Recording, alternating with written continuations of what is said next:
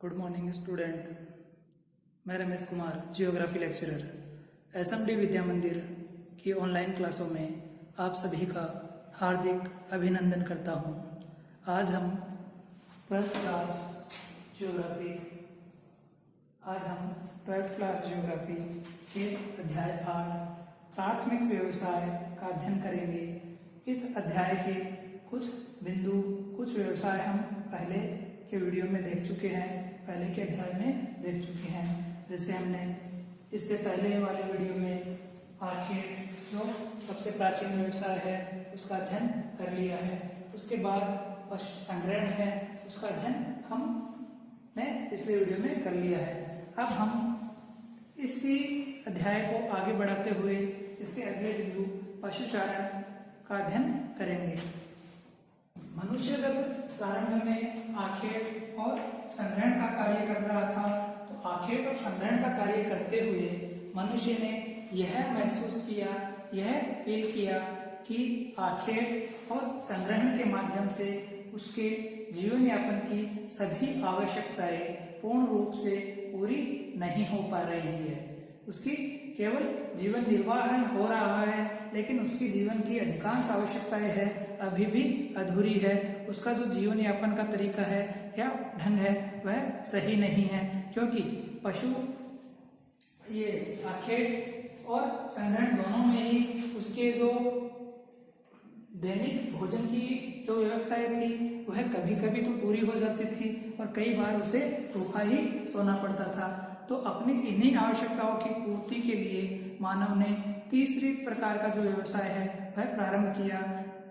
तीसरे प्रकार का जो प्राथमिक व्यवसाय है वह है पशुचारण। मानव पशुओं को पालने लगा, पशुपालन का व्यवसाय मानव ने प्रारंभ किया और विभिन्न प्रकार की प्राकृतिक दशाओं में रहकर उसने मानव जो पशु है उन पशुओं को पालतू बनाया। तो पशुचारण का प्रारंभ हुआ। मानव ने आखेट एवं संग्रहण कार्य के दौरान यह महसूस किया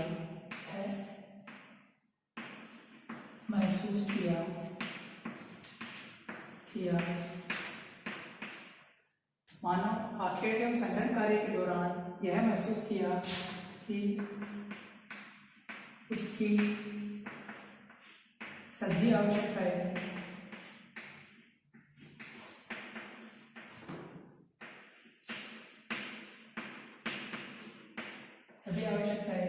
इस व्यवसाय से या इन व्यवसायों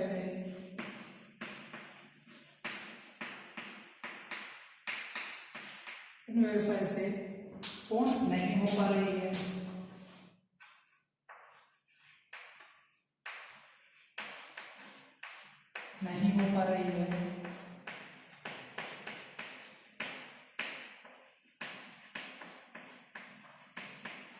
तथा उसका जो जीवन का ढंग है, उसका जीवन यापन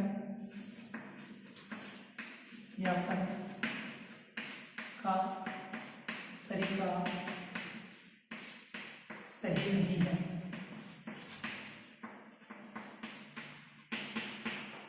सही नहीं है।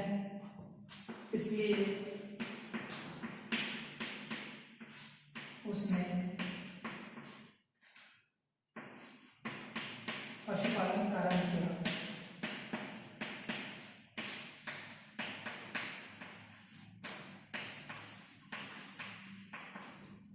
मानव ने पशुपालन प्रारंभ क्यों किया या मानव को पशुचारण की आवश्यकता क्या पड़ी? इससे पहले मानव जो है प्राथमिक व्यवसाय के रूप में आखेट और संग्रहण का कार्य करता था।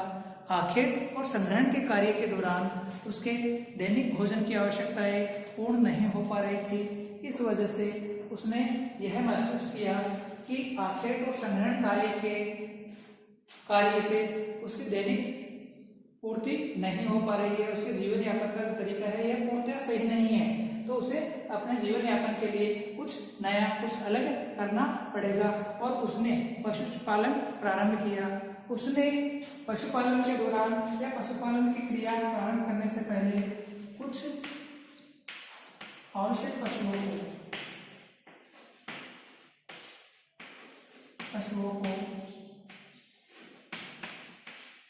को पालतू बनाया।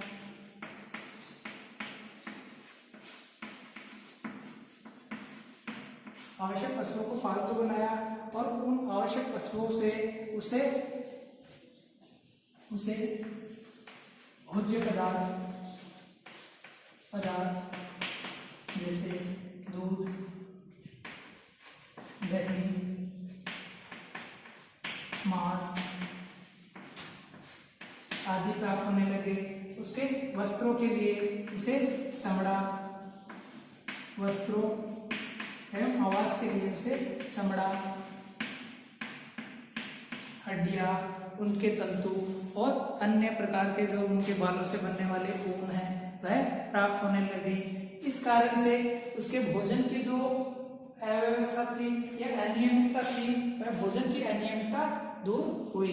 इन चमड़ा, ऊन प्राप्त करने लगा। इससे उसके भोजन की अनियमितता दूर हुई।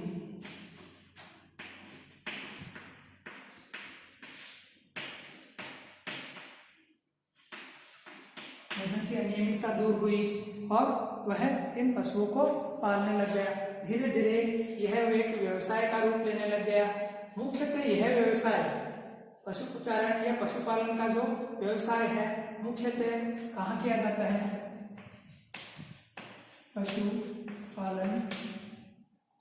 पशुचारण व्यवसाय,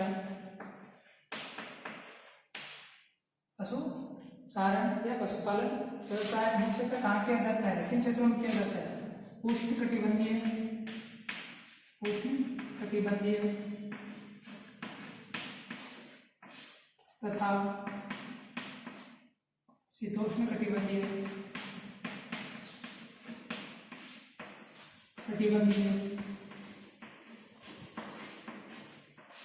उष्णकटिबंधीय, शीतोष्णकटिबंधीय एवं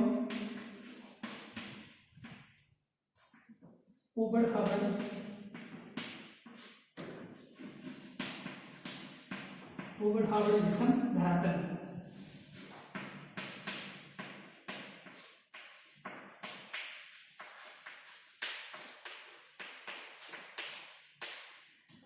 पशुचारण का जो व्यवसाय है वह पशुचारण का व्यवसाय ऊबड़-खाबड़ धरातल जैसे पहाड़ी क्षेत्र है, उन पहाड़ी क्षेत्रों में, उष्णकटिबंधीय क्षेत्रों में और शीतोष्ण कटिबंधीय क्षेत्रों में इस प्रकार का व्यवसाय किया जाता है।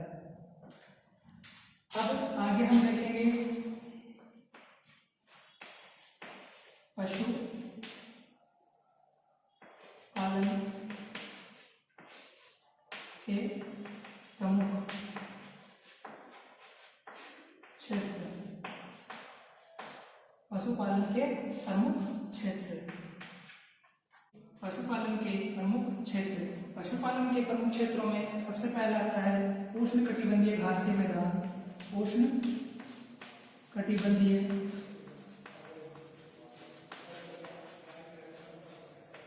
घास के मैदान।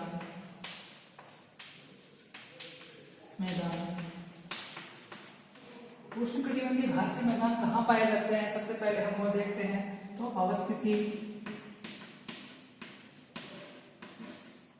अवस्थिति जो है इनकी 5 डिग्री से 30 डिग्री अक्षांशों के मध्य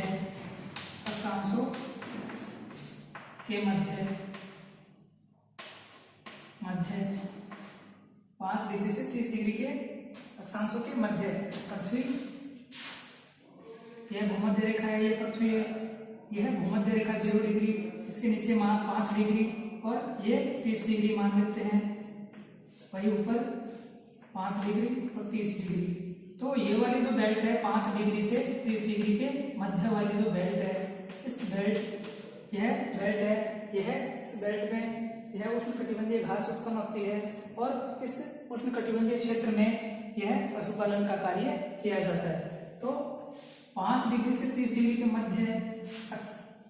मध्य जहां पर वार्षिक वर्षा का औसत वर्षा का औसत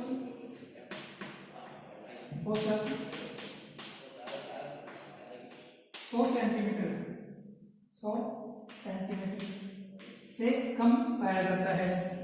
100 सेंटीमीटर से कम पाया जाता है।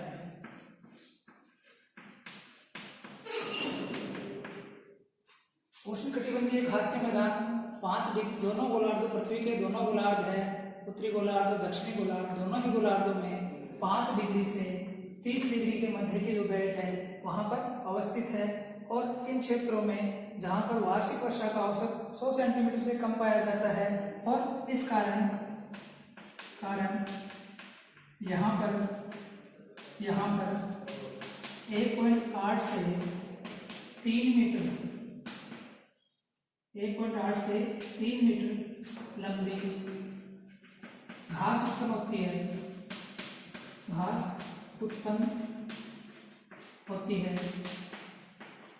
तो इन्हीं 1 से 3 मीटर लंबी जो घास उत्पन्न होती है यह पशुओं के लिए काफी पौष्टिक होती है। तो इन घास के मैदानों में इन पशुओं को उचित चारे की उपलब्धि हो जाती है, उचित चारा मिल जाता है और इस क्षेत्र में यह पशुपालन का कार्य किया जाता है। इन घास के मैदानों को अलग अलग क्षेत्रों में, उष्णकटिबंधीय घास जो है, इन घास के मैदानों को अलग अलग क्षेत्रों में अलग अलग नाम से जाना जाता है। जैसे उष्णकटिबंधीय घास के मैदानों के नाम अलग अलग क्षेत्रों में इन्हें अलग अलग नामों से जाना जाता है। जैसे सूडान है, सूडान में इन्हें सवाना के नाम से जाना जाता है। सवाना घास के मैदान।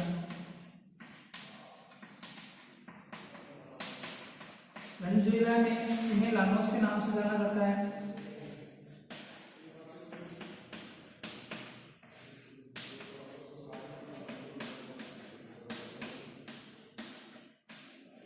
वेनेजुएला में इन्हें लानोस के नाम से जाना जाता है। ब्राजील में इन्हें कंपास और दक्षिण अफ्रीका में इन्हें डाउन्स के नाम से, पार्कलैंड के नाम से जाना जाता है। ब्राजील में इन्हें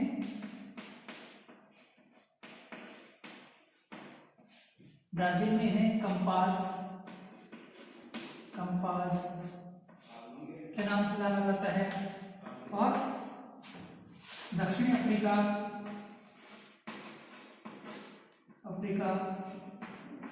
में इन्हें पार्कलैंड के नाम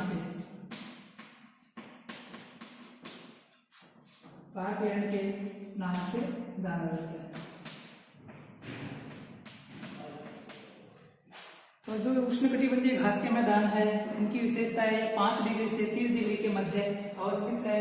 5 डिग्री से 30 डिग्री मध्य के अक्षांशों के मध्य अवस्थित है और इस क्षेत्र में वार्षिक वर्षा का औसत है वह 100 सेंटीमीटर से कम पाया जाता है। इस कारण यहाँ पर 1.8 से 3 मीटर लंबी घास उत्पन्न होती है जो पशुओं के लिए चारे का काम करती है और इन क्षेत्रों में पशुपालन का कार्य किया जाता है। यह जो पशुपालन का कार्य है उष्णकटिबंधीय घास के मैदान है अलग अलग क्षेत्रों में अलग अलग नामों से जाने जाते हैं। जैसे सूडान में इन्हें सवाना, वेनेजुएला में इन्हें लानोस, ब्राजील में इन्हें कंपास और दक्षिण अफ्रीका में इन्हें पार्कलैंड के नाम से जानते हैं। अगला जो पशुपालन वाला क्षेत्र है अगले क्षेत्र में देखते हैं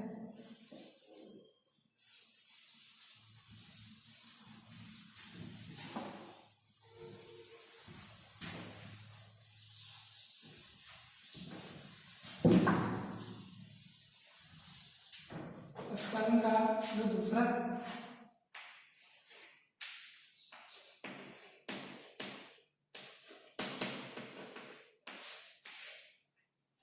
क्षेत्र है वह है शीतोष्ण कटिबंधीय।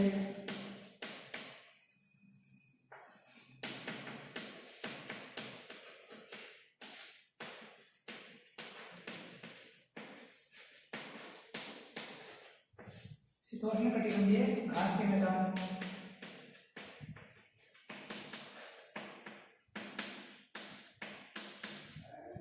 घास के मैदानों में दूसरा है शीतोष्ण कटिबंधीय घास के मैदान। तो शीतोष्ण कटिबंधीय घास के मैदान है वह पृथ्वी पर है,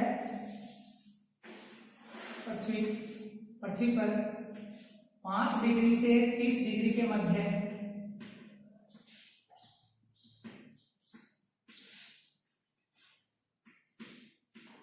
5 डिग्री से 30 डिग्री के मध्य तो उष्णकटिबंधीय क्षेत्र आता है, और 30 डिग्री से 45 डिग्री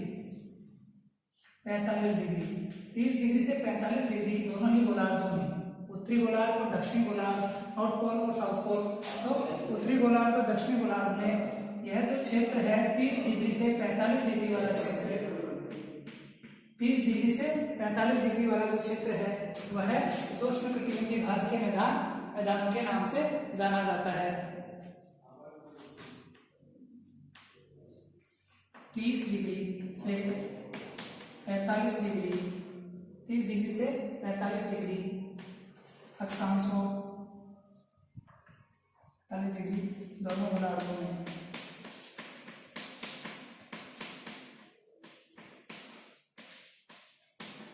दोनों गोलार्धों में 30 डिग्री से 45 डिग्री दोनों गोलार्धों में यह घास के मैदान पाए जाते हैं।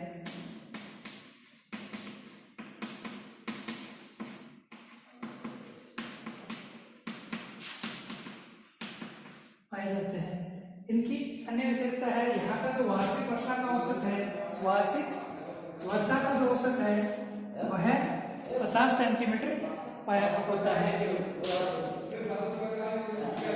वार्षिक वर्षा का औसत,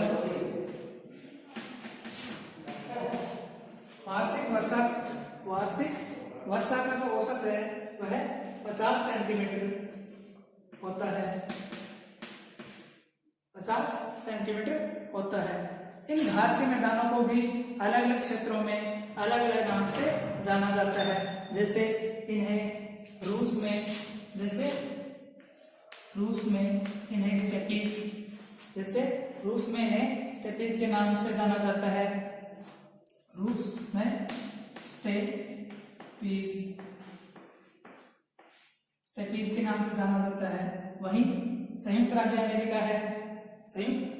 अमेरिका है UAE, संयुक्त राज्य अमेरिका है, वहां पर इन्हें पंपाज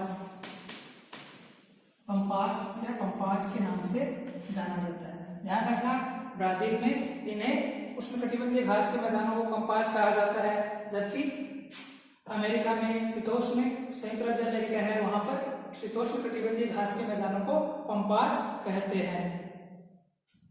जबकि इन्हें ऑस्ट्रेलिया में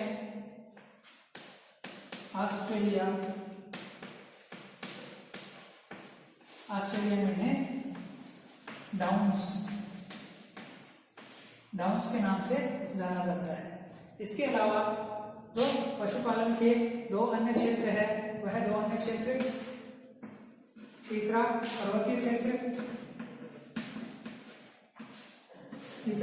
पर्वतीय क्षेत्र है और चौथा मरुस्थलीय क्षेत्र है।